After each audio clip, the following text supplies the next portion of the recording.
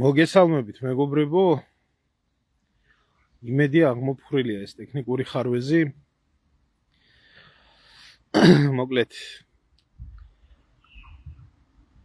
დღეს საქართველოში თაღლითობით, აფირისტობით, რასაც პოლიტიკას და დიპლომატიას ეძახიან, ნამდვილად ვერავის ვერ გააკვირვებთ და ნამდვილად არ გამიკვირდება მეც რაც ხდება, მაგრამ საქმე იმაშია, რომ სახელები აქვს ამას სხვადასხვა. ხლა აფირისტობას და გაიძვერობას საქართველოში დიპლომატიას და პოლიტიკას არქმევენ თუ არა. ისე ამას ყველაფერს თავისი სახელი ქვია, მდიდარი ქართულიანი შესატყვისი არის და არაფერი ისეთი ჩვეულებრივი მოვლენა არის, მაგრამ მინდა გამოვეხმაურო. მანამდე კი ორი სიტყვით რაღაცა მინდა ვთქვა. საქართველოში საერთოდ ცხოვრება ძალიან მხიარული არის, აი რაღაცნაირად არაბუნებრივად მხიარული არის. აი გუშინ ფრიმიშები ყოფილან შეკრებილი და დამოუკიდებლობის დღეზე მიტინგები კონდეს სახელმწიფოს, რა ვიცი, ვერ ვიხსენებ ესეთ პრეცედენტებს საქართველოში ხდება, აი ყვარყვარე რო ჩაუდგება გაქცეულ ჯარს სათავეში, დაახლოებით ისეთი რაღაცები მახსენდება და ეგ ჩვენი გულისთვის მოსული ხალხი და ამდენი ხალხი და იმდენი ხალხი და არ იღლება ეს ქვეყანა კონცერტებით რა. არ შეოდეს და წელში არ იყოს გაწყვეტილი ქართველიერი დაჯექი და უყურე რა. და ქვეყანა არ იქცეოდეს. ამაზე მეტი უფასო კონცერტი სად არის და აქ ვერ მოხვალთ, აქეთ ამათ გადახედავთ, რომ აი ფრიმიშები, მიშა მოდის. აქეთ ამან ზარქუამთლად დაგლიჯა დღეს და არ ვიცი იცით თუ არა, გილოცავთო კაცო 27 მაისო. ისა ქვეყნის ის იზეიმეს, დამოუკიდებლობა იზეიმეს, რო კითხო დიდი გულმხურვალეობით და 26 და 27 აღარ ახსოვს კაცს. ისე რაფერაც ყობახიძეს. დღეს რო გიჟი პირწავარნელი პატრიოტია და გუშინ და გუშინ წინ, ასე რომ ვთქვა წინა წლებში საერთოდ რო არ ესწრებოდა. აქეთ გერმანიის ელჩი გამოხტა. გულდაწყვეტილი ყოფილა, რომ ჩვენ ვიყავითო პირველები 1918 წელსო, ვინცო საქართველო აღიარაო და 1992-იო ვინცო საელჩო გავხსენითო და მინდა მოკლედ უპასუხო ამ ვაჟბატონს. კი, მართალია, ასე იყო 1918 წელს, უფრო მეტიც ჟორდანიას აღიარებიეთ საქართველოს დამოუკიდებლობა, რომელსაც საერთოდ არ უნდა საქართველოს დამოუკიდებლობა, მაგრამ ამ დამოუკიდებლობის გამოცხადების სანაცვლოდ გერმანიამ უზარმაზარი ხარკი მოითხოვა საქართველოსთან, რომელიც ჟორდანიას ხელისუფლებამ გადაიხადა და ეს შეეხებოდა ტაო-კლარჯეთის, აჭარის, მესხეთის, ჯავახეთის, ნახევარი გურიის გადაცემას თურქეთისადმი. ჩემი თუ არ გჯერათ 1918 წლის 4 ივნისის ხელშეკრულება წაიკითხეთ და ვისაც გაინტერესებთ ეგ საკითხი, ხვალ მე ბლოგს დავდებ ამ საკითხთან დაკავშირებით ჩემი YouTube-ის არხზე.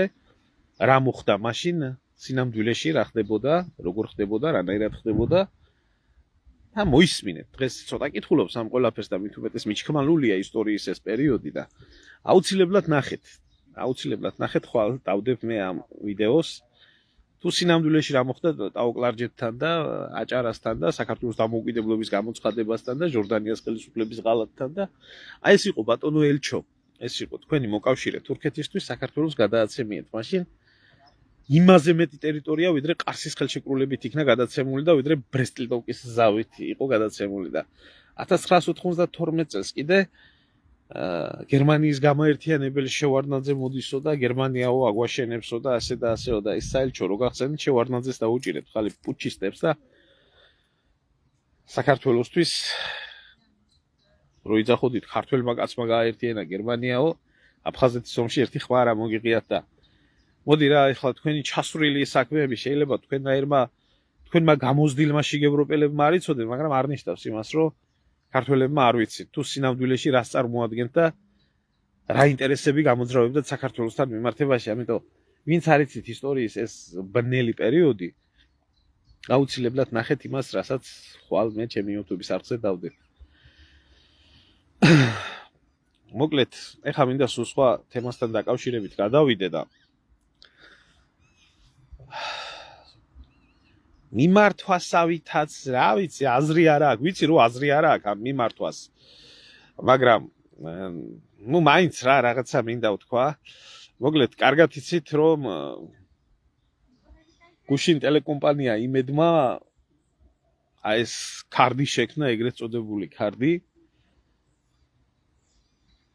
რომელზეც ზვიად დიდი მერაბის და დიდი ზვიადის გვერდით წმინდა ბიძინე გამოსახა და დიდ ქართველებში მოიხსენია და არ ვიცი რა შეხება აქვს ბიძინა ივანაშვილის საქართველოს დამოუკიდებლობასთან არ ვიცი ზოგადად, მაგრამ ამ დიდ ქართველებთან საერთოდ რა შეხება აქვს ფრჩხილის ფასი არ ღირს არც მერაბის და არც ზვიადის.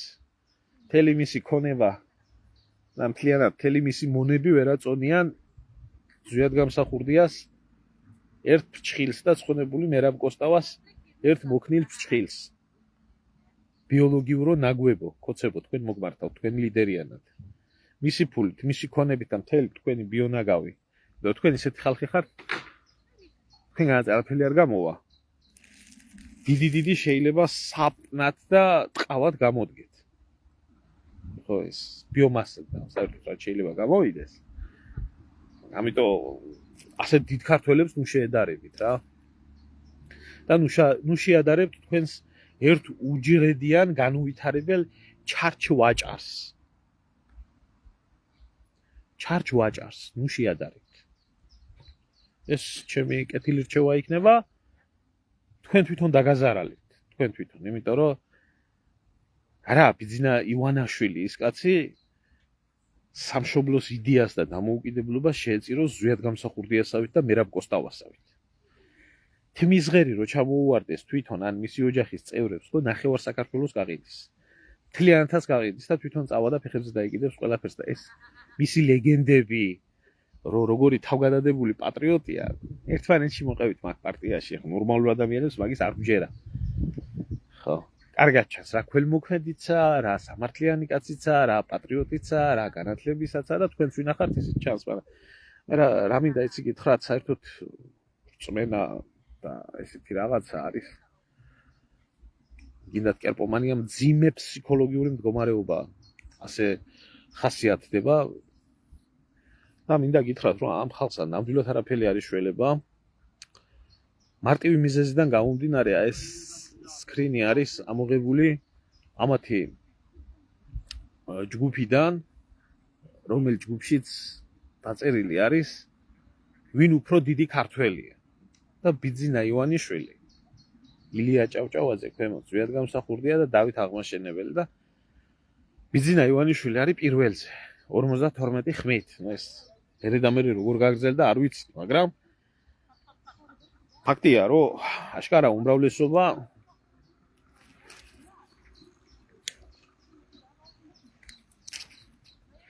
ძიმე დაავადებული სცენით, ქოციზმის სცენით არის შეპყრობილი სამწუხაროდ საქართველოში და აი რაშია საქმე, იცით, მე მინდა გითხრათ, რომ ესე ნაცებზე მეტი დაავადებული ხალხი არიან და გეტყვით რატომ. იმიტომ რომ ნაცები მიხეილ სააკაშვილს სააკოვს დავით აღმაშენებელს ადარებდნენ. ანუ დავით აღმაშენებელის ტოლფასი არის. და ქოცები დავით აღმაშენებელზე მეტ დიდ ქართველად აღიქვამენ ბიძინა ივანიშვილს. ამიტომ ამათ ყველა რეკორდი მოხსნილი აქვს.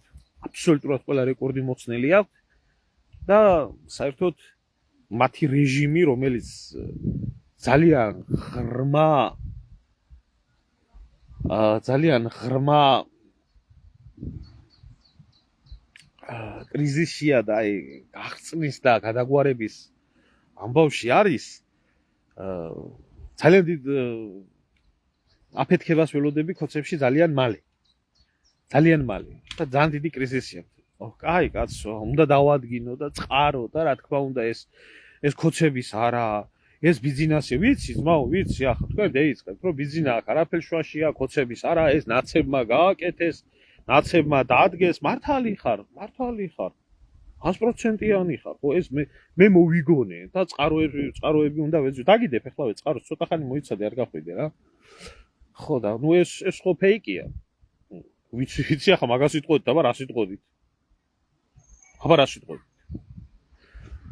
ხო და ეს არ არის ფეიკი ნამდვილად. ახლა რაც მინდა გაჩვენო. დარჩი არხზე შემოგევლე ერთი წუთი. ეს დადგენილია. ეს არის დადგენილი. აი რა, შებრძანდი, შეგიძლია შეხვიდე, შეგიძლია წაიკითხო. თქვენი ახალგაზრდული იმის ლიდერი არის ერთ დროს საპატივცემულო და ესეთი ადამიანი, რომელსაც მეც ვამაყობდი სხვათა შორის, რომ ჩემი რაიონელი იყო. ერთი ხეობის შვილები ვართ. და მეც ვამაყობდი. ეს არ არის ფეიკი. ეს აქვს დადებული აქვს გვერდით ბიზინა ივანიშვილის გამსახურდიას და კოსტავას სურათები და მისი ღრმა დიდი ინტელექტუალური განათლებით წერს ასეთ პოსტს. წაგიკითხოთ? ჩვენი სამშობლოსთვის გარდამტეხ მომენტში ყოველთვის ვიგზავნი და უფალი ადამიანებს, რომელთა უფალს მაინც დავიდაანებთ. რომელთა თავდადებამ გადაარჩინა დღემდე ღირსეულად მოიყვანა ჩვენი ხალხი. მერავი და ზვიადი მართლა უფლის გამოგზავნილი იყო, ან ბიძინა ღმერთი იყო ჩვენზე გაბრაზებული და გადმოგვიგდო ბიძინა. ხო, ვიცით ეს ქართული წითელი ინტელიგენციის ურანდა გაბუნიას ფრაზე. საბჭოთა გულაგებში გაუტეხელ მერაბ კოსტავამ ავთანდილობა გაუწია ზვიად გამსახურდიას და მათი ცხოვრება იყო ბრძოლა დინების საწინააღმდეგოდ. ძალიან მაინტერესებს ერთი და ვინ დაუწერა ეს ყველაფერი. დადესული თავისი სამშობლოსთვის დაგვტოვეს მემკვიდრეობა, რომლის შენარჩუნებას არანაკლელი თავდადება ჭირდება, შრომა, გონიერება სჭირდება, რისი მაგალითიც მოგცა ბატონმა ბიძინა ივანიშვილმა 2011 წელს. უაღრესად კრიტიკულ პერიოდში, როდესაც საქართველოს დამოუკიდებლობა და სუვერენიტეტი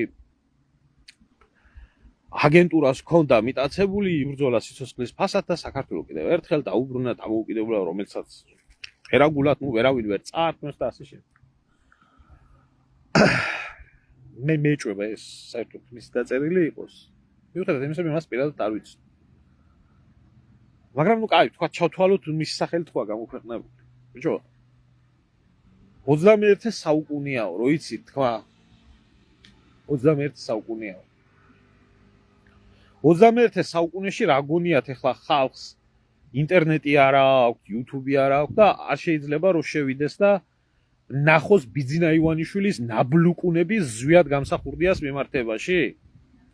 რომ ზვიად გამსახურდია თურმე როგორი კი პატრიოტი კაცი კი იყო, იქ სამშობლო უყვარდა, მაგრამ როგორ არ ქონდა თურმე მანერები, თურმე მართვა რო არ შეეძლო და ასე არ ხდება, მარტო სამშობლო გიყვარდეს და უნდა გყავდეს და ცოდნა უნდა გქონდეს.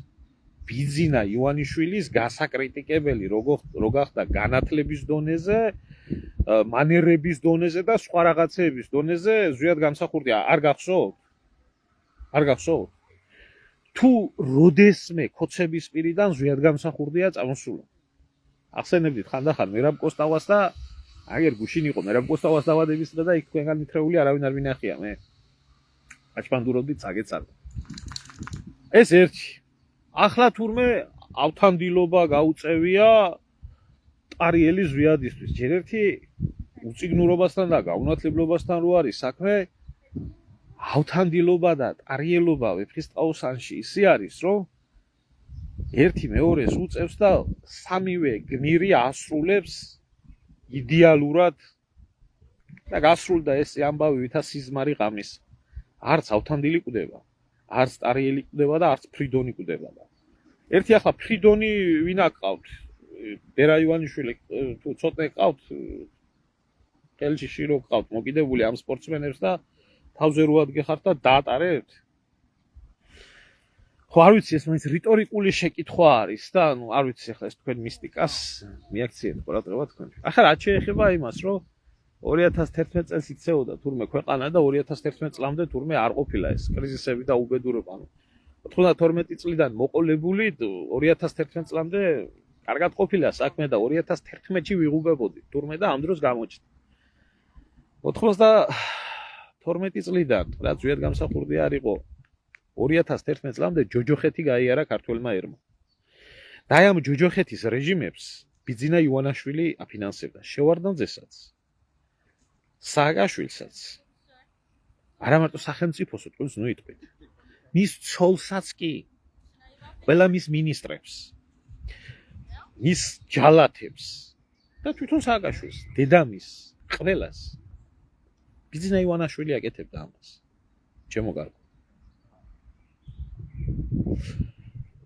თუ არ იცი ახლა იცოდი ხო ალბათ მეტყვი რომ მაშინ სპორტსმენი იყავი და პოლიტიკით არ იმაშობოდი და ახლა ხარ პოლიტიკაში შემოსული მაგრამ სპორტში კი იყავი წარმატებული მაგრამ პოლიტიკოსი ვარლამ ლიპარტელიანი რაც ახარ ნორმალური ადამიანისთვის დამთავრებული ხარ საერთოდ არა მარტო შენ აბსოლუტურად ყველა ის სპორტსმენი რომელიც ქართულ ოცნებაში შევიდა ყველა როდესაც სპორტსმენები იყავით მაგრამ როდესაც დაამთავრეთ სპორტსმენობა და პოლიტიკოსობა დაიწყეთ პოლიტიკოსები ხართ ნოლები და იქნებით ნოლები ასია ეს და ასე იქნება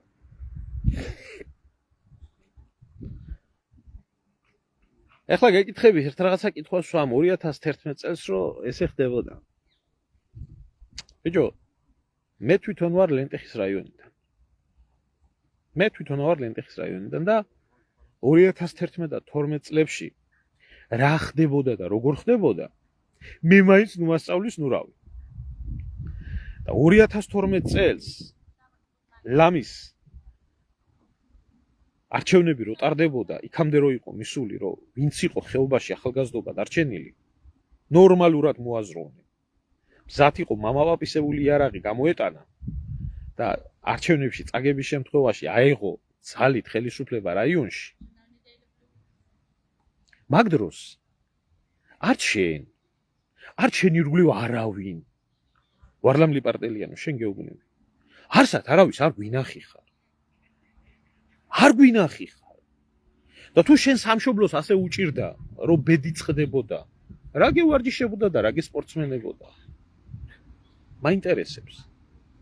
მაინტერესებს ერთი სად იყავი თუ ასე დაღუპვისკენ იყო ქვეყნის ბედი მართლა მაინტერესებს ასე იგი იქცეოდა ქვეყანა და ამ დროს შენ სპორტით იყავი დაკავებული აი მაგ სპორტში გეკითხები იმ 2012 წლის ოლიმპიადაზე სვანი ბიჭი რო იყო შუკვანი უდესიანის ბანდამ ლონდონში რომ მოუწყო მაშინ რა მხარდაჭერა გამოუცხადეთ ამ ბიჭს ან შენ ამ ბიძინა ივანაშვილმა ან დანარჩენებმა და მე იძულებული გახდა მაგ ბიჭმა საერთოდ დატოვა ქვეყანა მაშინ კონცერტმა დიდი პიარი აიწყვეთ რომ თურმე როგორც უდათ ექცევიან სპორტსმენებს და მაგ ბიჭის სახელი აგდებული ქონდა დაცინოდათ სადა ქვეყანა და მაშინ მე არ მინახია რომ თქვენ ვინმეს პროტესტი გამოგეცხადა მაგ პერიოდში ჩვენ მე პირადად ორჯერ შევხვდი ბიძინა ივანაშვილს ორივეჯერ სვანეთში ერთხელ კვირიკობა დღეს მეორედ ლენტეხში რო იყო ამოსული თუ გინდა გამოგიგზავნი ვიდეოს ნუ მწვენია იმ ყველაფრის მწვენია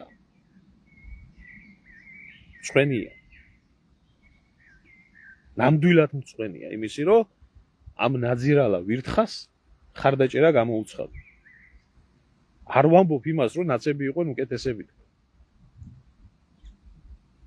იმ პერიოდში ვინც არ იყო ნაცების წინააღმდეგი აბსოლუტურად ყველა იყო უნამუსო ადამიანი განსაკუთრებით იმ ციხის კადრების და იმის მიერ და ჩვენ თელიანად წინააღმდეგი ვიყავით არა მარტო მე მთელი ჩვენი საგვარეულო მთელი გოგი ჩერის თემი ვიყავით ამდღარი თუ არა კარგად გაიხსენონ იქ თუ ვინმეს დაავიწყდა რომელი თემის ხალხი და რომელი სოფლის ხალხი იღებდა ხმას მაშინ, როდესაც ყველაზე კრიტიკული მდგომარეობა. მე შენ იქ არ მინახი ხარ, რაიონი ერთი მტკაველია, არც არავინ შენიანი არ მინახი. სკალდობა დღე იყო. სკალდობა დღეს, მაგრამ წლების მერე. სალოცავზე სუფრა იყო სხვადასხვა იმას და ერთ-ერთ სუფრაზე ვიყავი და ცხონებული ზვიად გამსახურდია სადღი გძელობდები და მერაბ კოსტავასი. და ერთი კაცი შელაპარაკებასავით მოგვივიდა სუფრაზე, ისეთი არ არო, მაგრამ პოლიტიკაო არ გვინდაო. და მეთქი პოლიტიკა არ არის. ეს კაცი იყო ეროვნული გმირი, ეს იყო საქართველოს დამბადებელი ადამიანი და ის იმსახურებს ნამდვილად სადღი გრძელოს ქართველი კაციდან მით უმეტეს აქ მეთქი. და ეს კაცი იყო მამაშენი. მამაშენი. არ ვიცი სიმართლე გითხრა. მე არც ჩემი თავისთვის მიკადრებია და არც მე რო ჩავძიებოდი და ამ თემაზე კიდე განხილვა გაგვიკეთებია. არ ვიცი მართლა ასე ეზიზღება მამაშენს პოლიტიკა და მაგიტო თქვა? თუ არ ვიცი ზვიადის სახელი რო იყო ნახსენები, აზრი არა ვარ. ეხლა პოლიტიკა თუ მასე ეზიზღება, პირველი შვილს უნდა გადაფარებოდა წინ, რომ პოლიტიკაში ფეხი არ შეგედგა.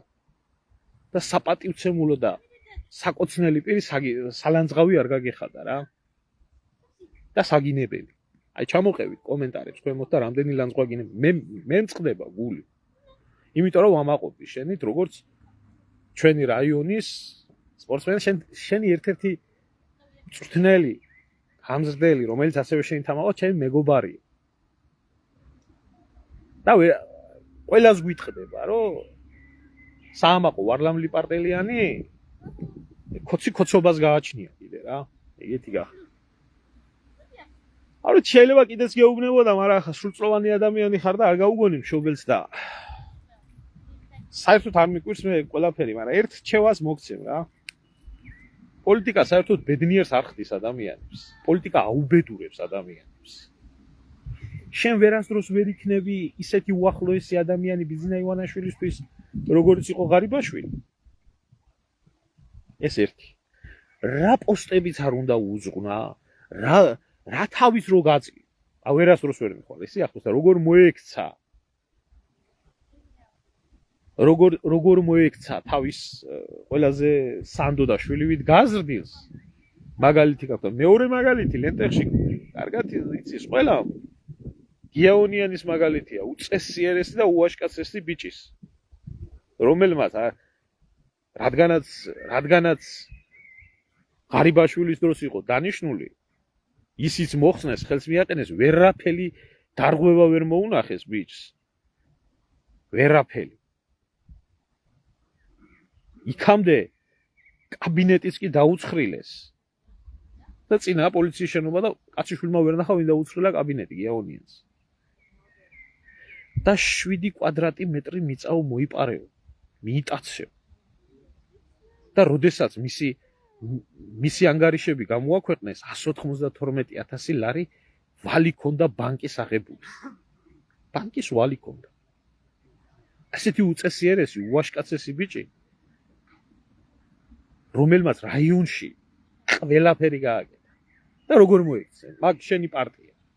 არც მაგ ვაშკაცი კაცის დასაცავად ვინმე სამოღებული ხმა მე არ მახსოვს. და არა მარტო მისი კიდე მისი რამოდენიმე. მაგრამ არ გამოვიდა და არ დაიწყო ლანძღვა გინება და ფურთხება არ დაიწყო. როგორც ჩვევიათ, მაგ თქვენ პარტიაში დღეს რო ერთად სვამენ და ჭამენ და მერე გამოვლიან და დედას რო აგინებენ. რო აღარა თანამდებობაზე. ხო და რას გეტყვიცი?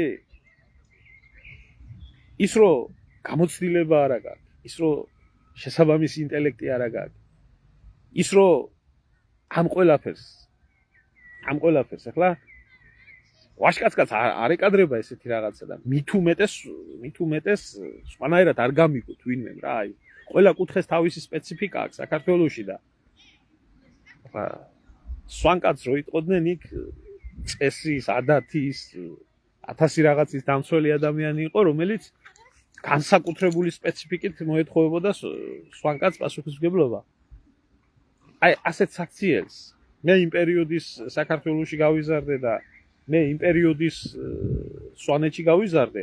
სადაც ჯერ კიდე არსებობდა ის ყველაფერი 90-იან წლებში და 2000-იანების დასაწყისში ისევე არსებობდნენ მახვშები და ისევე იყო შეკრა არავინ შენ მაგ საქციელს არ მოგიწონებდა და პირიქით ყველა შეცხოვოდა. ხო და ერთევას მოგცემ. ისევ და ისევ იქიდან გამომდინარე, რომ ბევრჯერ საქართველოს დროშა აგიწევია. ბევრჯერ მიამაყებია იმით, რომ ჩემი ხეობის კაცი ხარ და სვანი კაცი ხარ და ჩემი სამშობლო, ჩვენი სამშობლო გისახელებია. და აქედან გამომდინარე, რომ დაანებე მაგას თავი. შენ არც საჭმელი გიწევს, არც სასმელი გიწევს, ისე როგორც 80% საქართველოში და ნუ გაიხდი სალანძღავად, უკვე გახდիր თავს. თუმცა ეს შენი საქმეა, როგორც გინდა ისე მოიქეცი, კაც მე ვინმე გითხება. ვისაც გინდათ ეს გზა აირჩიეთ, ვისაც გინდათ ის გზა აირჩიეთ. და საერთოდ რა მინდა იცი გითხრათ ამ სპორტსმენებს, ვინც გამოდით და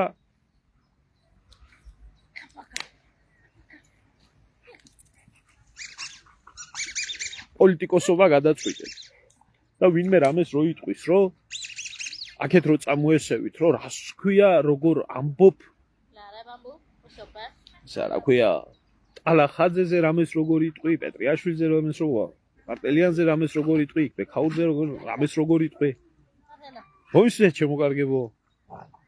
თქვენ ის ცხოვრება, რა ცხოვრებითაც იცხოვრეთ და პატივს გცემდათ და სიყვარული გქონდათ ქართულ ერში, ის დაამთავრეთ. თქვენი გადაწყვეტილებით დაამთავრეთ.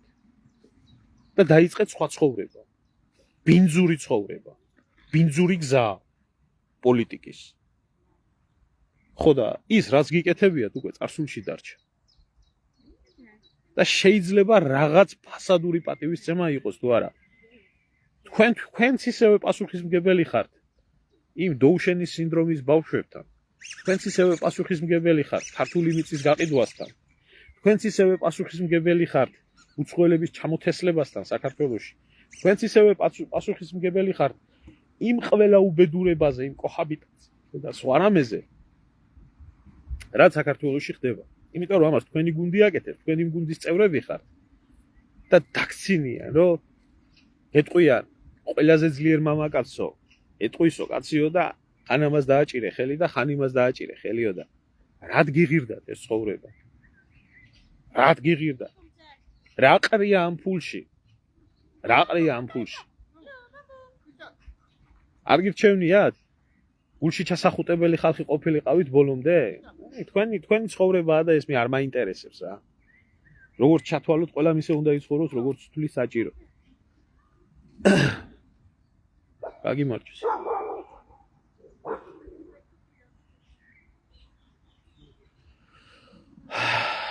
რა თქმა უნდა გეთანხმებით, ალბათონო მაგული თელიანად რო აიყო, თელი სანაცქოცეთი რო აიყო, ერთიანად. და ეს არა მარტო სანაცქოცეთი, აი სხვა პრინციპში არ არიან, ყველა მათი განაყოფები არიან, მაგრამ თელიანად რო აიყო დღევანდელი ქართული პოლიტიკური სივრცე, თელიანად რო გადაადნო, კიდე ერთხელ ვამბობ, თუ ვინმეს პრეტენზია აქვს, გამოვიდეს და თქვას. ვინ უნდა შეედაროს მერაბ კოსტავას და ვინ უნდა შეედაროს ზვიად გამსახურდიას. და მით უმეტეს ეს თაღლითი? და თქვენ წარმოგიდგენიათ მერაბ კოსტავას და ზვიად გამსახურდიას მილიარდები ქონოდა?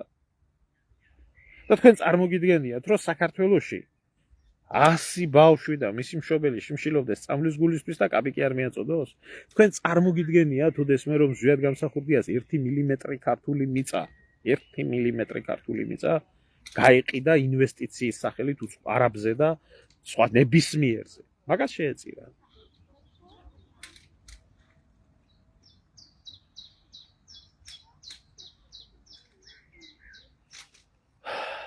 არა, შენ შემოგევლე ომზე ხო არა საუბარი.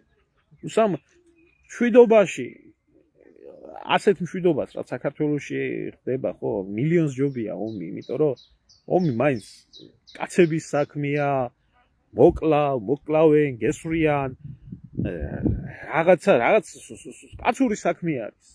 იქ ვაშკაცი ჩანს, ლაჩარი ჩანს, ვინ რას წარმოადგენს, ის ჩანს და საინტერესოა ყველაფერთან ერთად და მართლა ისა ელაკას მეომრობა უფრო უხდება, ვიდრე დიზაინერობა, არ ვიცი პატიოსანი დიზაინერი კაცები თუ ვინმე არიან, არ მიწყინონ, მაგრამ დღეს დიზაინერი გათხოვილი კაცები საპატიო მოქალაქეები არიან, ისე შეიცვალა.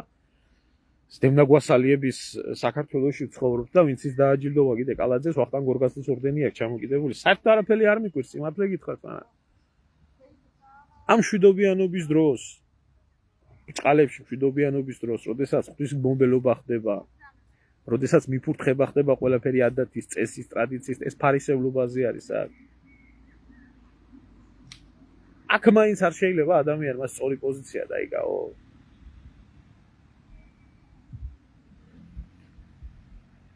ივანიშვილი რო იყო ამოსული, მაშინ შენ ყოფილ ხარ იქ და არც რა ვიცი, მე მგონი შენიანი ვინმე არ ყოფილა. მე პირადად შევხვდი და უთხარი. წამოდი მეთქი, სოფელ დავიაროთ.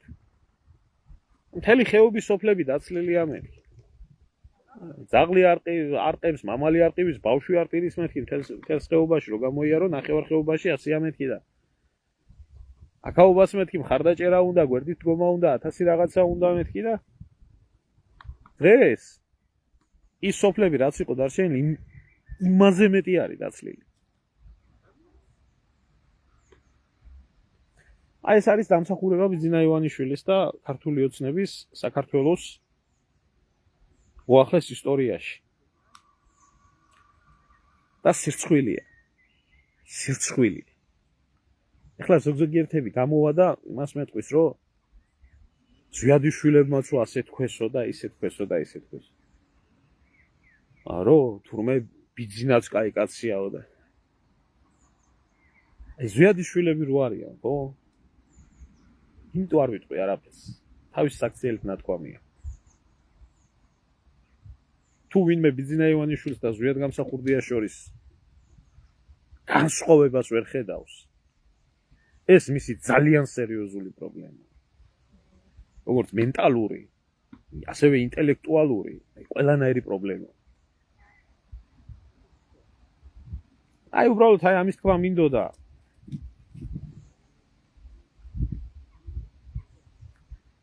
გაძვალტყავებულ ქვეყანაში ამ სპორტსმენებმა აღარაფერს ვამბობ იმაზე, სპორტსმენების ოჯახის წევრები როგორ არიან ჩართული ამ ბინების მშენებლობაში და დეველოპერულ ბიზნესებში და იმგენში, რომ წამოჭიმავდნენ ამ ხელასახლებს და მართლა ფული კაცო გაშოვიოთ, რაზეა ლაპარაკი, მაგრამ დაცლილი საქართველოში არაბებს რო ასახლებენ. ო, ასია ეს. ეს აბა საიდან გაიზარდა 900,000 მოსახლეობა, 900,000-მდე, 3,900,000-მდე მოსახლეობა. დაცლილი საქართველოს მოსახლეობა. და ამით შოულობთ ფულს. მართალია ფულს სუნი არ ადის, მაგრამ ამღებს აყროლებს რა, ეს გახსოვდეთ. გახსოვდეს.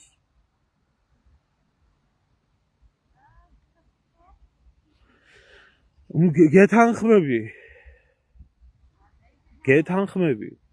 არ იკურნება ეგ დაავადება. სიმართლე გითხრა, პოსტით მქონდა დაწერილი, კომენტარიც დაუწერე და ახლაც ვამბობ.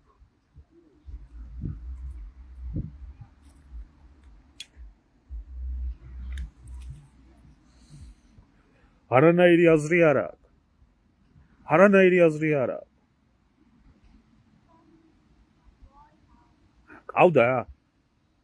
ყავდა. სვანეს ესეთი. ისის მოჭიდავე იყო. დოლარა ხარფულიანი. ალბათ მისი გზაზე სიარული აირჩიე შენს. აკაი სახელი აქვს ბიჭო, დოლარა ხარფულიან სვანეთში.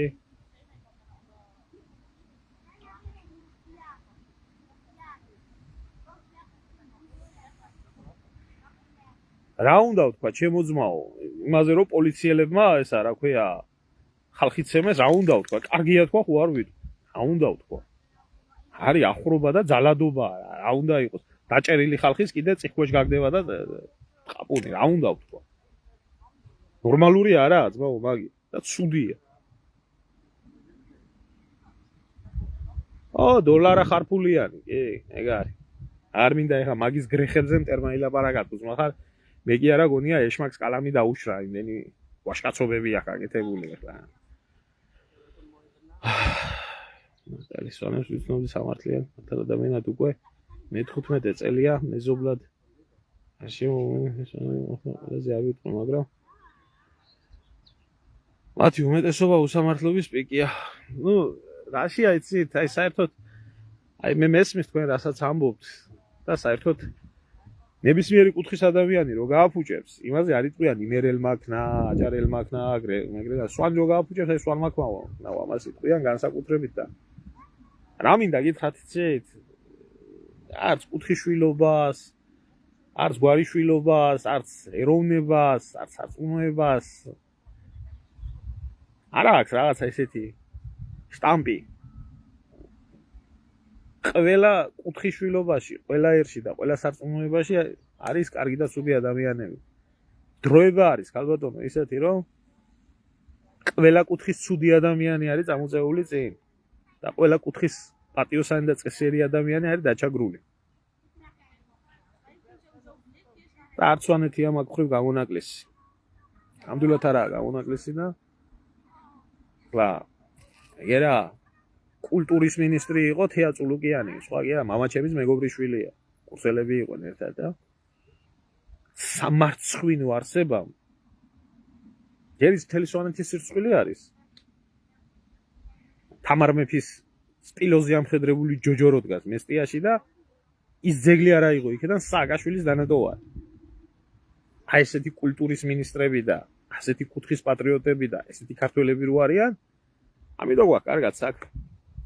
დღეს საქართველოში აბსოლუტურად ყველა კუთხის ცუდი ადამიანია წარმოჩენილი. სისტემა ასეთი. სისტემა არის ასეთი, იმიტომ რომ საქართველოში ქართული, ვაჟკაცური, პირდაპირი, ჯიგრული, სამართლიანი, მორწმუნეობრივი და ეს დასჯადია. ეს დასჯადია. ამით ვერ გახვალ წინ. საქართველოში უნდა იყო ქვემძრომი, საქართველოში უნდა იყო ქვეშ-ქვეშა. საქართველოში უნდა იყო თაღლითი. არის ორი გზა. იქნები ასე, იქნები მარტო, იქნები ღარიბი, იქნები ბიზნესთან და იქნები ხელისუფლებასთან და იქნები კარგად. თუ კი შენ გიღირს, რომ შენ ნებისმიერზე მაქვს საუბარი, შენ და შენმა შვილმა კარაქიანი პური ჭამოთ იმის გამო, რომ ქვეყანაში ესეთი რაღაცეები ხდებოდეს, იქნება და დაფიქრებული იყო ნებისმიერი ჩინოვნიკი, რომ იქნება არ ღირს იმან და მისმა შვილმა კარაქიანი პური ჭამოს იმისთვის, რომ სხვის შვილს წამალიც არ ქონდეს. და რაღაცა ადამიანობას მაშინ გაიღვიძებიოს. აგითხრათ, არ ყვნილია ერიც და ბერიც. რაგვარების, არ ვიცი, მე ამაზე მეტი ზნედაცემულობა რა შეიძლება იყოს, მე ვერ ხვდები. რა ვიცი, რასაც ვამბობ კიდე, მე მგონი არავის და არაფერს არ ვამატებ და ვინც ამას ამ საქციელს მოუწონებს, არ ვიცი, მე მგონი თვითონ ბიზნესს არ მოუწონებს სიმართლე გითხრათ.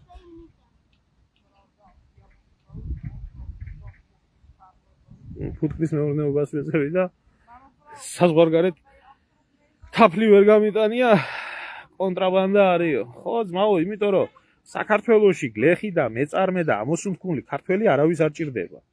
საქართველოში ჭირდებათ გაღატაკებული, გაჭირვებული, ბიზნეს მადიდებელი, ბიზნესზე დამოკიდებული ადამიანები. თორე საქართველოში რო იყოს ამოსუნთქული საზოგადოება და საერთოდ ორი რაღაცა არის, იცით? აი ჩემი ეს სიტყვები არა, ეს მაკიაველის სიტყვები არის. ძალაუფლების 10 წესი. ადამიანებს ორი რაღაცა ამოძრავეთ. ეს არის ცხოვრებაში, ეს არის შიში და ეს არის ინტერესი. ინტერესში ბევრი რაღაცა იგულისხმება, შიში ყველასთვის გასაგებია. ადამიანის პირადი ინტერესი შეიძლება იყოს ისიც, რომ მისი სამშობლო იყოს კარგად და ეს მისი პირადი ინტერესი იყოს. ინტერესები არ ნიშნავს, რომ მანდამაით ცუდი იყოს, მაგრამ მაინც ადამიანის მამოძრავებელი ძალა არის ორი რაღაც. ინტერესი და შიში. ეხლა საქართველოში ნაცი, კოცი სიტყვაზე ეს რა ვიყოთ და აი თქვა კოცები, რომლებიც თურმე 1,5 მილიონმა ქართველმა აირჩია და ღმერთო.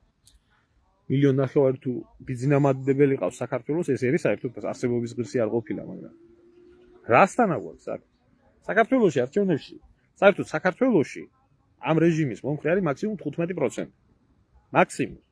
ვინც ყოფილია 5% კარგად ცხოვრობს, მაგრამ ცხოვრობს 10% კარგად ცხოვრობს. ეხლა ამ ხალხის ხელში არის ბიზნესები, ამ ხალხის ხელში არის თანამდებობები, ადმინისტრაციული რესურსი და ასე შემდეგ. დანარჩენი, ხო? ან არის საერთოდ გარიდებული ამ პოლიტიკას და არჩევნებში ღებულობს მონაწილეობას, ან ზოგი შეგნებულად არ ცნობს, ან არის დაშინებული მასა. როგორც მიჩვენებს არჩევნებში მონაწილეობენ დაახლოებით მაქსიმუმ 40%-მდე ამომრჩეველი. 40%-მდე. ამ 40%-ის სადღაც 22-23% არის პარლამენტის 65%, რაშიც ბიძინები არიან. ხო, კოცები. ანუ გამოდის რა? რეალურად ქვეყნის ანუ 40%-ის 50-55% არის საერთო ამორჩეველი, სადღაც 20%. სადღაც 7-8% ყავთ დატერორებული და დაშინებული. ან სამსახურიდან გაანთავისუფლებენ, ან იშამოვა, ცოცხი და დუბინკა არ მოაკლდებათ და 1000 რაღაცა, ან არიან ის ეგრეთ წოდებული ბიზნესმენების, თანამდებობის პირები და მათი ოჯახის წევრები და ის, ვინც არიან იმაში. ასე ინარჩუნებენ ხელისუფლებას. ხო, აი ბოლოზე სულ 35% იყო. ხო და ამათ ისტერიკა რატოა? ამათ ახლა რო ხარს უჭერდეთ რეალურად მოსახლეობის 1,5 მილიონი, ამათ რისი უნდა ეშინოდეთ? 1 მილიონი რო უჭერდეთ. ამათმა ძალიან კარგად იციან, რომ რეალურად ამათ ხარს უჭერს ქვეყნის 15%. და იმ 15%-შიც რო გასკდეს, ერთმანეთს დაუპირისპირდნენ და აირიონ, შეიძლება გაიქცეთ სათავეები ხელიდან. აი მერე მოხდება უბედურება, რაც მოხდება. ამიტომა რომ ისტერიკა აქვს.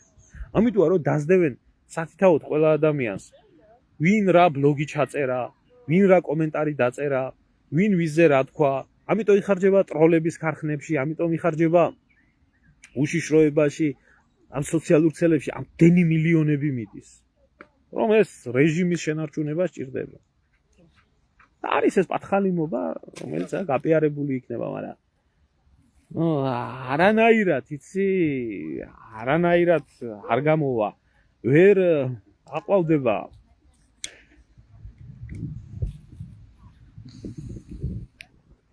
ნეხვი ვერანაირად ვერ გადაიქცევა რაღაცა ისეთ საკრალურ რა მაგალითად ხორბლად.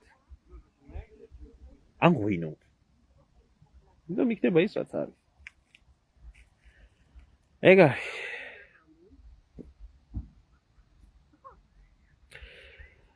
იშასი საერთოდ არ მეშინია, მაგრამ საქართველოში არჩევნებზე წასვლა არ მაინტერესებს, სულ ფეხებზე მკიდე 100%-იანი დამოკიდებულება გაქვს და მე კიდე ერთხელ მოუწოდებ ყველას რა. ვისაც თქვენი ქვეყნისთვის მართლა სიკეთე გინდათ, არ მიიღოთ არანაირ არჩევნებში მონაწილეობა. არ მიიღოთ, უბრალოდ არ მიხვიდეთ. ეს ჩაიდევით თავში, მოეშვით ამ ზღაპრებს, რომ არჩევნებით რაღაცა წყდება, რომ არჩევნებით რაღაცა იცვლება ქვეყანაში, სისულელია. მონაწილეობა არის უკვე საშინელება. რაც შეეხება მიშასი, მე გეტყვით რაღაცას, რა. მიშას და ბიზნეს შორის არაფერი სხვაობა არა. ერთია უბრალოდ ხისტიეკალი, რომელსაც ბიზნესა აფინანსებდა 9 წელიწად საქართველოს გასანადგურებლად და თვითონ უხდიდა ფულს და თვითონ მოიყვანა რევოლუციაში და ყველაფერში, მეორე არის უბრალოდ თვითონ დამფინანსებელი. სხვაობა არის რა.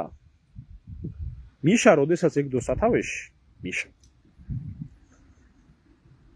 ხალხმა იცოდა, რომ ის იყო მტერი.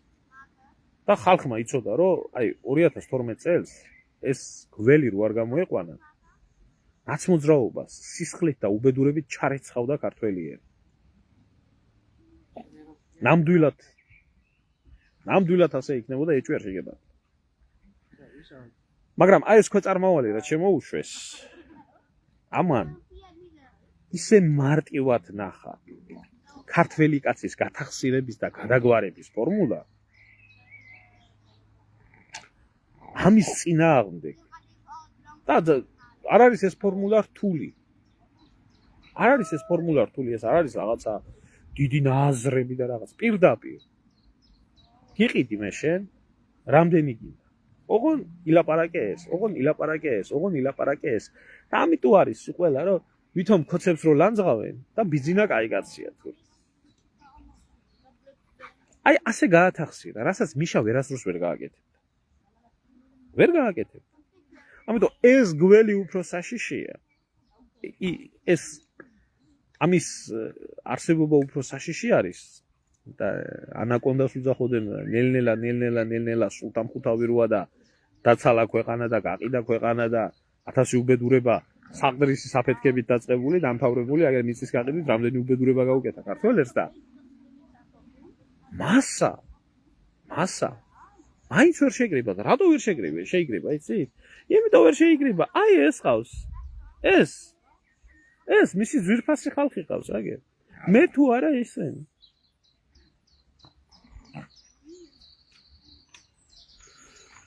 შემოგევლე დარეჯან, მისი დაწერილი გაკეთებული თუ არ გონია.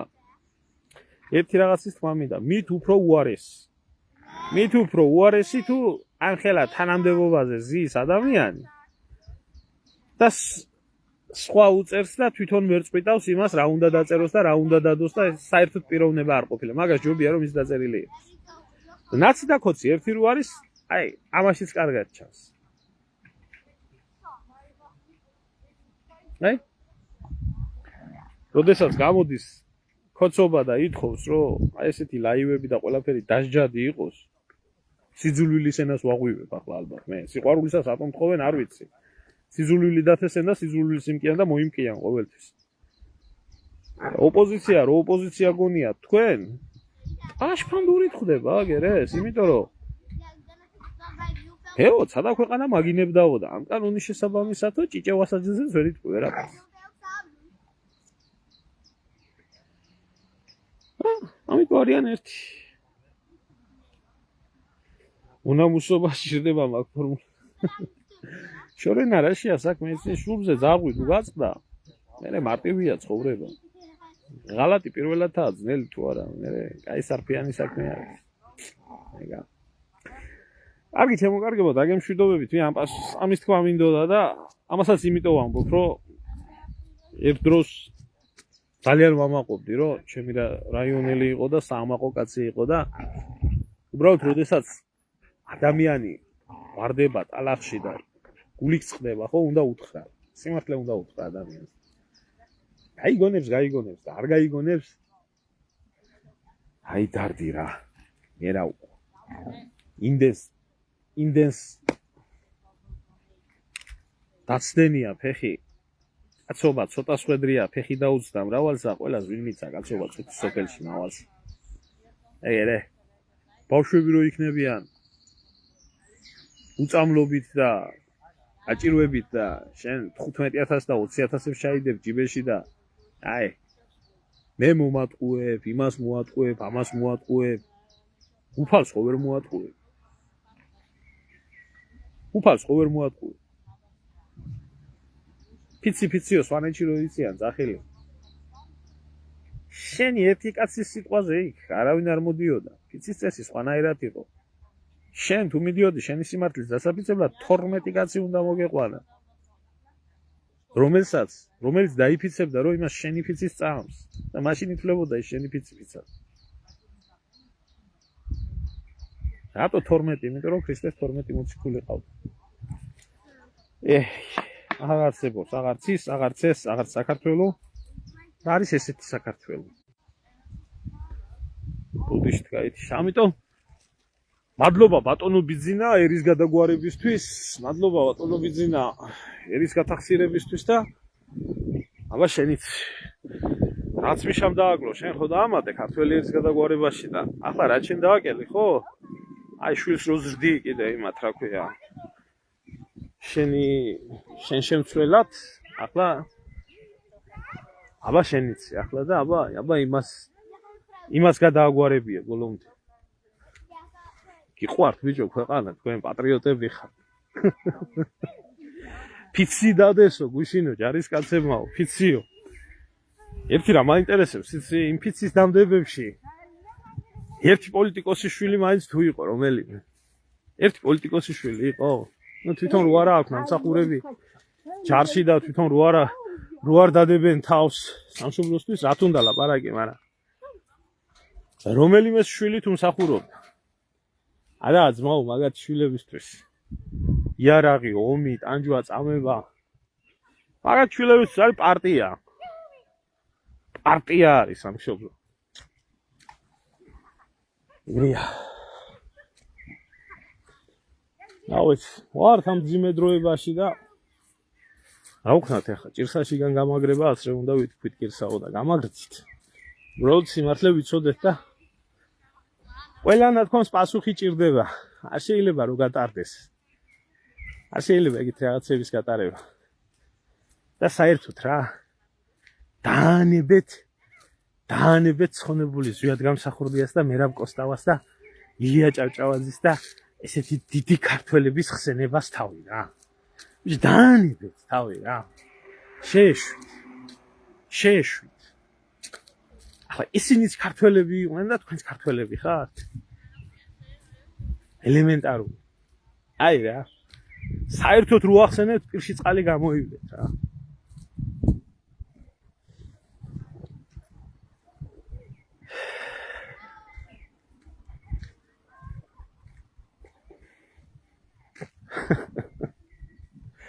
ასია ძმაო, ასე.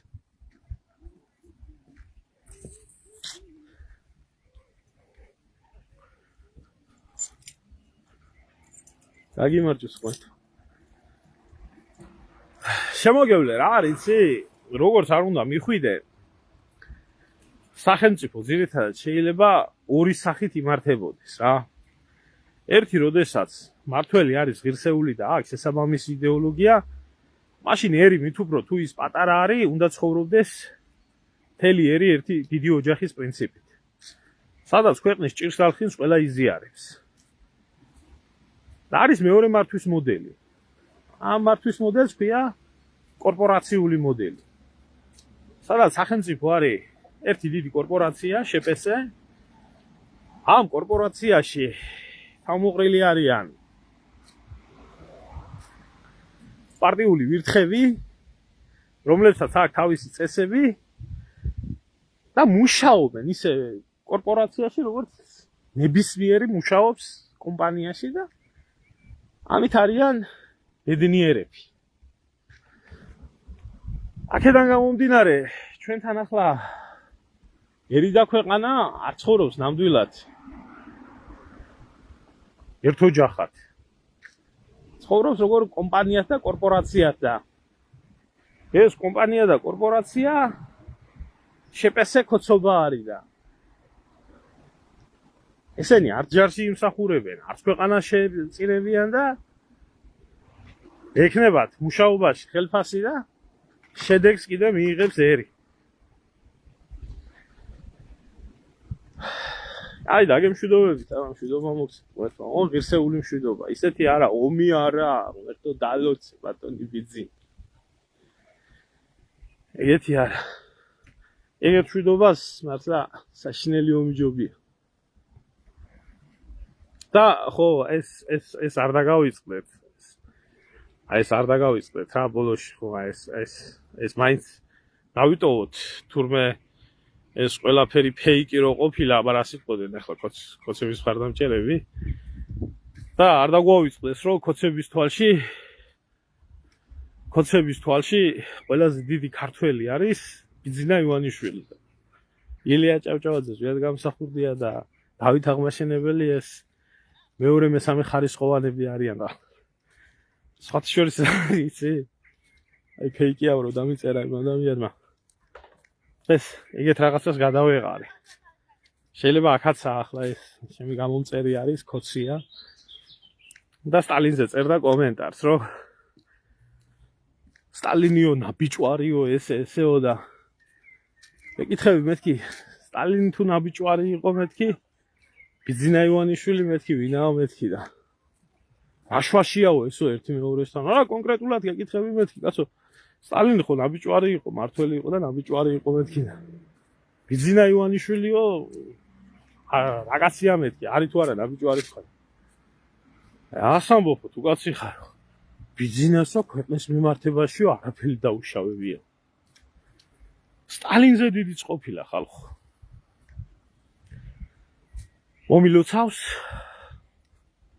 კოციზმის პიკი, რომელიც ძალიან ჭარბობს უკვე ნაცრობას. აბა თქვენ იცით.